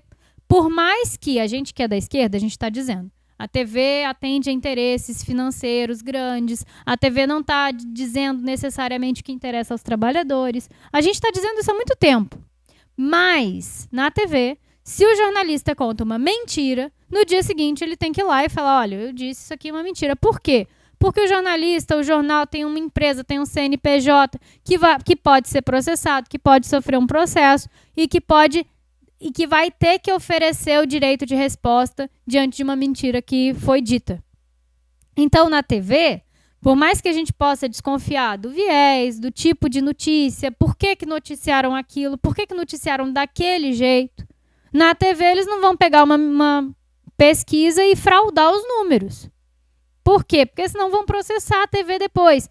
Então, essa era a diferença. Na TV tem um autor que pode ser imputado caso diga uma mentira.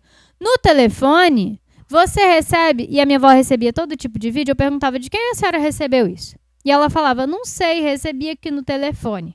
Então você não sabe mais nem quem está te mandando a notícia. Você está num grupo que recebe todo tipo de notícia e aí você começa a espalhar aquilo começa a ser espalhado. A gente precisava de um trabalho de investigação, e isso era muito sério, que a ABIN estivesse fazendo isso, que a Polícia Federal, que todas as instituições que protegem a democracia no país estivessem fazendo isso, que era o trabalho de rastreio de onde estão vindo essas mensagens.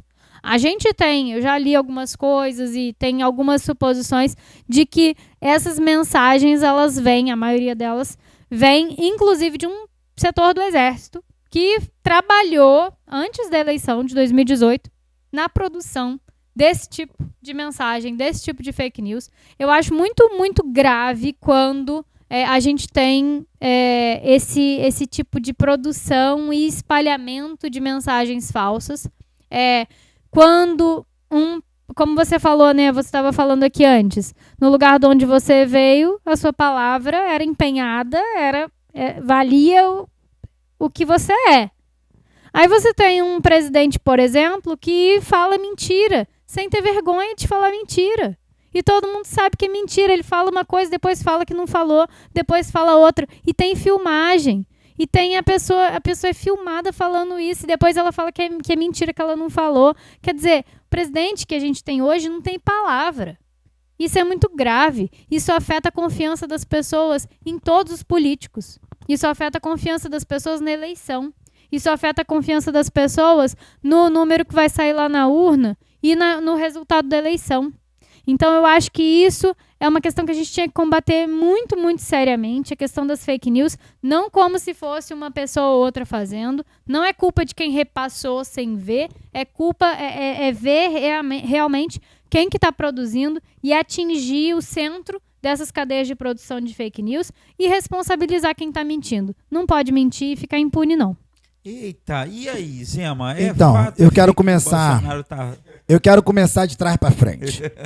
De trás para frente, a professora falou sobre o presidente falar fake news. Não quero que defender o presidente, não. Mas que traz insegurança jurídica. O que traz insegurança jurídica não é político falando mentira. Porque isso é próprio da profissão de político hoje. Falar o que quer, o povo quer ouvir, para a massa que é dele.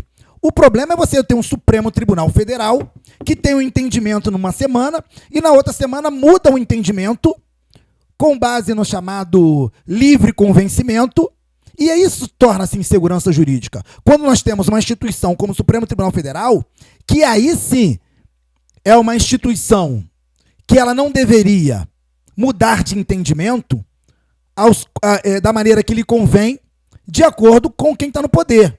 Então, o que traz instabilidade no Brasil é um Supremo que faz uma espécie de fake news, porque numa semana ele julga uma coisa de uma maneira, na outra semana ele julga de outra, e depois, quando for julgar, ele julga de outra. Isso que traz instabilidade. Agora, o presidente, a figura do presidente, é uma figura política, que ele pode, sim, para os seus, falar o que ele quer. Para os seus, ele pode falar o que ele quer. É para isso que ele é eleito. Ele é eleito para que ele se comunique com os seus da maneira que ele quer. Então, ponto 1, eu queria falar sobre isso. Voltando... Antes de você ir para outro ponto, só um ponto que o presidente é presidente, infelizmente, ele é presidente de todo mundo. Mas então ele não pode falar só para os seus, ele tem que falar para o Brasil e não só para o Brasil, para os 192 países do mundo. Então ele não pode faltar com a verdade. Isso é muito sério. Não, eu não estou falando de faltar com a verdade, eu estou falando do presidente ele falar de acordo com as pautas que o elegeram, né? Agora vamos voltar à questão de produção de fake news e sobre essa notícia aí. Realmente nós vivemos num mundo hoje que a gente tem que ter muito cuidado com o que a gente vê. Agora, a professora também, ela começou falando sobre Rede Globo e credibilidade com Rede Globo não cabe na mesma frase. Não cabe na mesma frase. Em alguns países, a mídia, ela realmente tem dono e ela tem viés político, e é claro isso no próprio editorial. Nós vivemos isso aqui no passado no Brasil. Isso não é danoso. Danoso é quando você se diz apartidário e você tem viés. Isso é muito danoso. Agora, se você no teu editorial fala, eu sou uma mídia de esquerda, progressista e assim, não tem problema nenhum. Você assume logo. O problema é quando uma determinada mídia só consulta um determinado instituto de pesquisa, que a gente sempre sabe o que o instituto de pesquisa dá. Agora, vocês querem saber sobre manipulação? Eu vou explicar como funciona. Funciona assim. Você chega para os seguidores, para a audiência da Rede Globo e fala: o que você acha sobre a liberação das drogas? O resultado é um. Você chega para os telespectadores do SBT e o resultado é outro. Quando você chega para os espectadores da Rede Record, o resultado é outro. Por quê? Porque cada público é de um determinado segmento e a tendência é que aquela pergunta ela seja diferente para esses determinados públicos. Então isso chama-se metodologia de pesquisa. O grande problema no Brasil é que existe uma metodologia de pesquisa e essa metodologia de pesquisa já errou dezenas de vezes. E eu não estou defendendo que Bolsonaro esteja muito por cento à frente de Lula, não, porque eu estou na rua. Tem muita gente que vai votar em Lula. Mas, hoje, esse fato, esses institutos de pesquisas que apregoam todo tempo, que vai dar primeiro turno, que é Lula na cabeça, isso foge o mínimo do razoável do que a gente está nas ruas, o que a gente está vendo, o que a gente está vendo no dia a dia, o que a gente está vendo de povo na rua. Hoje, a gente sabe que existe, sim, uma resistência muito grande e toda uma harmonia contra o nome de Bolsonaro, das esquerdas, com o próprio centro que hoje já se articula já. E o centro é isso, né? Esse lixo realmente. O centro ele sempre vai para onde vai o poder. Se ele sentir que o poder vai para a direita, ele vai para a direita. Se ele sentir que o poder vai para a esquerda, ele vai para a esquerda. Agora, hoje a gente vê realmente que existe toda essa articulação. Agora, dizer credibilidade Globo não funciona. Se a gente for pensar credibilidade Datafolha, também não cabe na mesma frase. Porque a própria história tem mostrado que não é assim que funciona.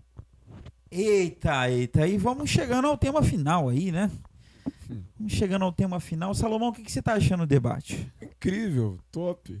Aprendendo. Pensamentos formidáveis. Falando sobre o que o Zema acabou de citar aqui, realmente a gente fica assim em dúvida. Questão da informação correta. Porque a gente percebe também, teve agora 7 de setembro, foi uma onda no Brasil inteiro a favor do Bolsonaro. E também percebemos que tem essa questão de informações que não está com veracidade, informação correta, mas é questão de público. E aí? Então fica uma coisa muito incógnita, né? O que está rolando? É verdade? É mentira? É mentira, verdade? A gente não sabe em quem acreditar, né, Salomão? Acreditar. No dia 2 de outubro a gente vai saber. Vamos saber. Né? Mas aí, última notícia aqui, Salomão. Disputa presidencial mobiliza batalhão de advogados a custo milionário. Né? Então a gente tem aí um advogado aqui que sabe que é investimento caro. E uma das coisas que a gente vê que o Lula está lutando é para provar que ele é inocente. E a direita para poder bater nele de que ele é corrupto e que ele ainda não foi julgado. E aí eu queria ouvir dos dois. Quem quer começar nesse tema aí? Pode dar para mim. Pode dar, Maria? É uma vergonha para o país a gente ter Lula hoje disputando a presidência da República.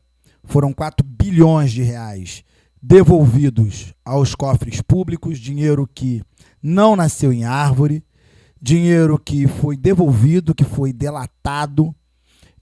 O que nós tivemos de delação premiada, o que nós tivemos de dinheiro que estava fora do Brasil, que foi resgatado pela Operação Lava Jato, esse dinheiro não estava em árvores, não deu em árvores. Esse dinheiro foi dinheiro desviado. Então hoje, com esse processo de descondenação, porque Lula não foi inocentado, haja vista que o processo ele voltou para a primeira instância. Ele voltou para a primeira instância e não foi julgado e condenado inocente. Então ele foi descondenado, um instituto novo que inventaram para poder privilegiar Lula. Por certo que o crescimento do bolsonarismo e o ódio ao bolsonarismo fez essa união de forças, né, principalmente no Supremo Tribunal Federal, que nós sabemos hoje que é um braço ideológico da esquerda, é um tribunal hoje que ele é um tribunal político, cada época ele age de uma maneira, da maneira que lhe convém. E o medo do bolsonarismo, o medo do tal do fascismo, o medo da volta do AI-5, o medo do tal do 142 que pode voltar, esse medo louco fez esses caras fazerem essa loucura que é tirar Lula da cadeia, descondenar o cara para o cara concorrer, porque ele seria o único hoje que bateria de frente com Bolsonaro, e realmente é o único que bate de frente com Bolsonaro. E aí a gente esquece 4 bilhões que foi devolvido, esquece o mar de corrupção que a Operação Lava Jato demonstrou, a gente esquece aquilo tudo. E essa corrupção da Operação Lava Jato, gente, é o fruto do que acontece nas cidades, nos municípios. Eu aqui levei projeto anticorrupção aqui para o estado do Rio de Janeiro, para as cidades, para as câmaras dos vereadores, para a gente discutir isso. Essa corrupção endêmica, essa corrupção, essa doença da corrupção, ela começa na Câmara dos Vereadores. E aí vai aqui para o estado do Rio de Janeiro, que é um estado corrupto, 5 governadores presos, e se estende ao Poder Federal. Isso é normal. Isso é normal. Quando não é descoberto, é porque os organismos de transparência e de combate à corrupção não estão funcionando. Porque encontrar esse tipo de corrupção é normal. E foi mais normal ainda no governo do PT. Então, é incrível que o Brasil esteja vivendo esse momento. E ainda o cara agora está posando de Nelson Mandela. O cara agora está posando de Nelson Mandela. O que aconteceu no Brasil, realmente, de fato, né, foi que o PT, de forma sistemática, o Partido dos Trabalhadores, de forma sistemática, ele institucionalizou a corrupção como forma de manter-se no governo, como forma de crescer no governo, como forma de dominar o governo e como forma de perpetuar-se no poder. Então, é incrível que hoje a gente esteja discutindo o Lula de novo no cenário, mas está aí posto. O Supremo Tribunal decidiu que Lula deveria sair da cadeia descondenado, e aí utiliza-se da figura da Lava Jato, do Sérgio Moro, para poder conseguir fazer isso. Nós tivemos aí essa sentença de Sérgio Moro confirmada por mais 4 tribunais, discutida pelo próprio Supremo Tribunal Federal num outro determinado momento, que julgou que tudo era legal, mas num outro determinado momento, típico do Supremo Tribunal Federal, ele entende que agora esse momento não convém. Então o bolsonarismo cresceu muito, isso é uma arma, isso é uma ameaça, vamos tirar Lula da cadeia, descondenar para que o cara volte para o páreo. O argumento de que não estava na comarca certa, isso aí... Isso tudo é falácia, pois a questão da competência, isso foi julgado antes. Não foi a primeira arguição que a defesa fez em relação à questão da competência. E foi analisada pelo próprio Supremo Tribunal Federal, que revisitou a matéria e, em revisitando a matéria, agora descobriu, por um prazo de máscara, um pilim-pim-pim, que agora o juiz Sérgio Moro é incompetente. Agora, aceitar isso, beleza. Ah, vamos tirar a Lula da cadeia, vamos descondenar o cara para ele ser uma arma contra o bolsonarismo e explodir o bolsonarismo. Eu acho que é mais franco falar que fizemos isso sim. Articulamos sim e era o jogo sim. Agora, falar que Lula é inocente. E aí eu deixo uma pergunta rapidinho. E a minha pergunta para você, professora, é o seguinte. Professora, é o seguinte. Lula foi incompetente de não ter descoberto toda a corrupção que estava ao seu redor? Ou ele realmente era bandido? Eita, caramba! Segura o cinto, amarra o cinto, o negócio tá pegando fogo aqui, hein? Vou deixar a Maria responder essa aqui. Mas antes eu também vou completar. O pessoal, ele tinha candidato na última eleição, tinha o Boulos, não é isso? E tava bem, né? Ele teve uma votação, porque assim se retira, por que a esquerda ainda investe no Lula? Né? É outra pergunta que a gente também faz aqui. Eu estava vendo hoje uma reportagem de que aqui o Lula deve antecipar o comício no Rio de Janeiro para evitar mal-estar com Freixo. Parece que há um clima de animosidade, uma coisa assim, sei lá, acho que eles vão passar para trás da gente. O PT parece ser um partido que assim, venha todos a mim, né? Estejam debaixo da minha sombra. Mas vários candidatos bons que passaram por lá, como Marina Silva, Heloísa Helena, né? Você tem aí gente que foi para lá, não está mais lá, e não investe em mudar e a esquerda ganhar uma nova identidade, né? Tem que ser o Lula. Mas é muita coisa para você responder? Não, tá tranquilo. 5 minutos para Maria. Eu acho que nisso o Zema tá certo que o Bolsonaro ele foi tão incompetente, mas ele foi tão ruim, Não sei se incompetente, porque quem ele queria beneficiar, ele beneficiou e ele conseguiu, por enquanto, proteger os filhos e tudo mais, toda a bandidagem aliada lá. Mas, Os filhos desculpa, dele são desculpa. tudo bandido, na Aí, minha opinião, tá? Pra então, começar. E ele conseguiu lá mudar o chefe da PF do Rio. O negócio aqui é de... Puras verdades. Conseguiu fazer um monte de coisa para proteger a família dele e proteger alguns aliados lá. Então, o Bolsonaro conseguiu fazer algumas coisas. Outra coisa que o Bolsonaro conseguiu fazer foi fazer uma presidência tão ruim, mas tão ruim, que grandes, né, a esquerda como um todo, é difícil, viu, Zé? É difícil a esquerda se unir sobre alguma coisa. E vou dizer, nem toda a esquerda se uniu, que o PSTU tá lá com o seu candidato, o PCB tá lá com o seu candidato, mas... Gosto desses caras são maneiros. Mas a maior parte da esquerda tá junto com o Lula. Por quê? Para derrotar o Bolsonaro, para a gente se livrar do que a gente entende que é um pesadelo para o país, do que a gente entende que vai ser um pesadelo, enfim, que vai... Muitas coisas que foram feitas agora nesses 4 anos vão ter que ser refeitas, vão ter que ser desfeitas e refeitas. Então, por esse motivo, assim, por causa do que a gente entende que foi uma péssima condução do Bolsonaro, não só na pandemia, na economia, na área do meio ambiente, na área da educação, na área da saúde, em várias áreas. Essa péssima condução, de fato, uniu a esquerda. Agora, eu queria lembrar que lá no golpe da Dilma Rousseff, estava rolando um negócio, saiu um áudio que estava dizendo que era um golpe com o Supremo, com tudo. Então, assim, eu não sou a pessoa que é defensora do Supremo, até porque eu lembro desse áudio e lembro que o golpe da Dilma foi um golpe com o Supremo, com tudo. Foi um combinado, um grande acordo nacional, feito aí pela Câmara por Michel Temer e companhia, de tirar a Dilma com um crime de responsabilidade que logo depois que ela saiu, foi julgado que não era mais crime. Então, assim, a Dilma ter levado o golpe já foi juridicamente já estranho e errado. Já foi um golpe mesmo, assim. Ah, não, mas impeachment. Teve o devido processo legal, não sei o que lá. A própria prisão do Lula também foi uma prisão às pressas. E foi uma prisão às pressas. E aí, pensar, mas ele é inocente ou não é inocente. Eu acho que o Lula não tem nada de inocente na história, no sentido de que o Lula sabe muita coisa. O cara foi presidente 2 vezes, o Obama chamou ele de, ele é o cara. O Lula foi reconhecido internacionalmente, a política externa do PT foi uma política muito, muito bem vista internacionalmente.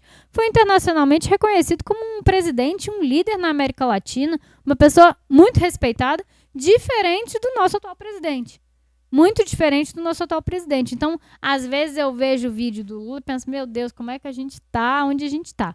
O nosso partido, o PSOL, gosta de ter candidato próprio à presidência, gostaria de ter candidato próprio a governador, mas não teve nesse momento por entender que a gente fica mais forte se a gente fortalece o maior quadro de oposição ao Bolsonaro. Então, por isso que a gente está com o Lula, está com o Marcelo Freixo, tá com o Molon para senador, porque a gente entende que esse trio é o trio que melhor tem condições de combater o bolsonarismo no estado do Rio de Janeiro. E aí queria ainda comentar uma coisa que o Zema falou, ele comentou que os 5 últimos governadores do Rio de Janeiro eram da esquerda. Eu vou te dizer que não era não. Foram presos, mas você comentou em algum momento que a esquerda estava no governo do Rio de Janeiro. Não, o que eu falei foi que nos últimos 30 anos nós fomos governados por diversos tons de vermelho. Tirando o Witzel e Cláudio Castro, que também é um péssimo governo. Então, mas... verdade. Mas aí tons de vermelho, esse tom de vermelho tá indo para todos os espectros de cores, assim. Porque a gente entender o que o PSOL, desde que o PSOL existe, não faz 30 anos, né? Mas desde que o PSOL existe, o PSOL tem atuado no Rio de Janeiro como oposição e defendido as lutas dos trabalhadores, de valorização dos trabalhadores, de valorização da vida das pessoas, de valorização da dignidade das pessoas. E a gente entende que, nesse momento, tirar o Bolsonaro é muito importante para a gente, como Brasil, recuperar a nossa dignidade.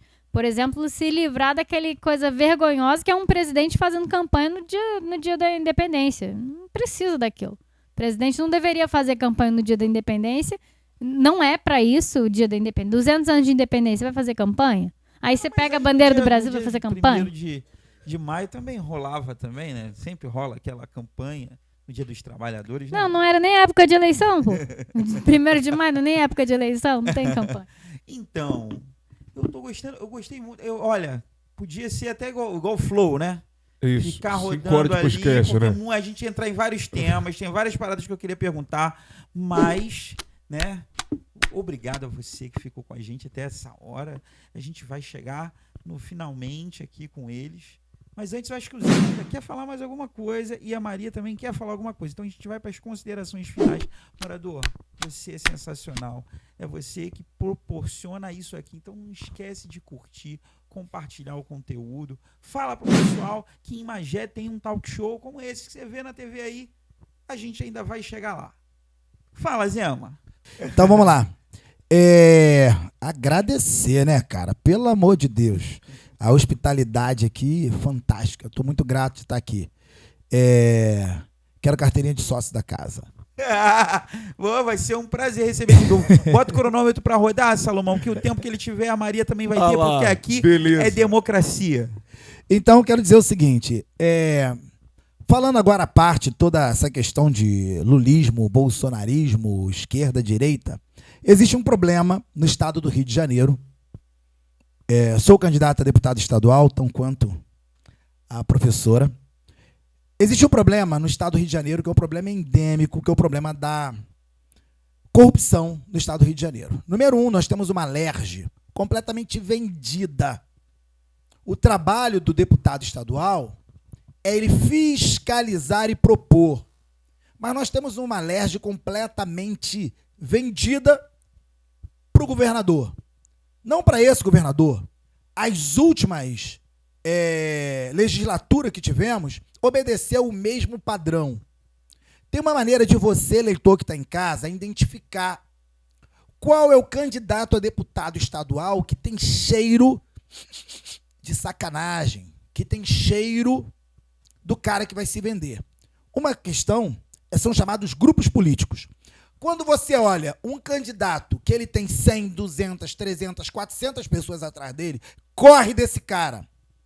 Porque esse cara, ele vai ser obrigado a bater na porta do governador com um pratinho de comida e falar, com um pratinho vazio e falar assim, governador, eu tenho aqui 600 pessoas para poder alimentar. Você tem vaguinha, tem carguinho para essa galera? E aí ele vende a sua consciência. Logo ele não vai fiscalizar nada, ele não vai propor nada. Ele vai ser garoto do governador.